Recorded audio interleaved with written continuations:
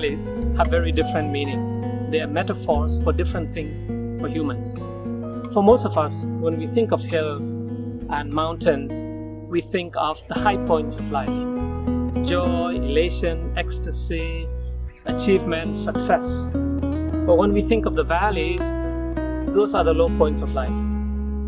Defeat, discouragement, despondency, loneliness, and somehow we convince ourselves that those two realities are different in our lives.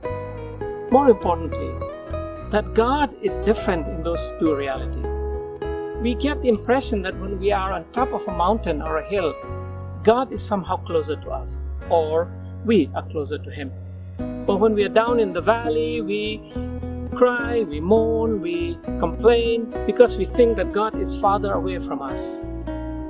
It seems that for most of us who read the Bible or who study the Bible, we can't bring those two polar opposites close to each other.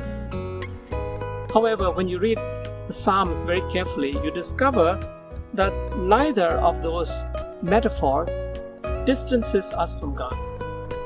For instance, in Psalm 121, the psalmist says, "When I look up to the hills, to the mountains, where does my help come from?" And then he affirms the fact that my help comes from the Lord. So to him, the hill or the mountain is a metaphor of the providence, the protection, the help of God. But in Psalms 23, we meet another picture. The psalmist says that even if I walk through the darkest and the deepest valley, could be translated, the valley of the shadow of death, I will fear nothing because you are with me. And so the valley becomes a metaphor for the presence of God. The God who comes down with help on the mountain is present in the midst of our low points and our suffering. And this is why the psalmist in that great Psalm 139, when he speaks about God, he says that, where can we escape the presence of God? If I go up to the high mountains, you are there. If I descend into the valley, into Sheol itself, you are still there. For you see, God is not based on a spatial sense. God is not there with us on the mountains because everything is good. God does not desert us in the valleys because everything is bad. God is present in both places. The mountain becomes a metaphor of His help, of His coming down to aid us.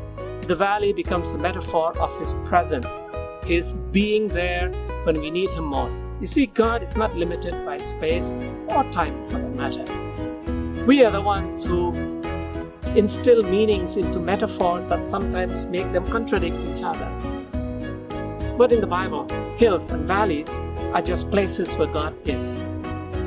Whether we are on top of a high mountain or in the deepest valley, at the highest moment of our lives, at the lowest moment of our lives, God is with His people. And that assurance and that conviction is what the Bible calls faith. I do not know if you are on a mountaintop or in a deep valley, but really it makes no difference. The same God is up there on the mountain, He's also down there in the valley. We can walk through the valley without fear. We can climb the mountains with joy because God is with us. God bless.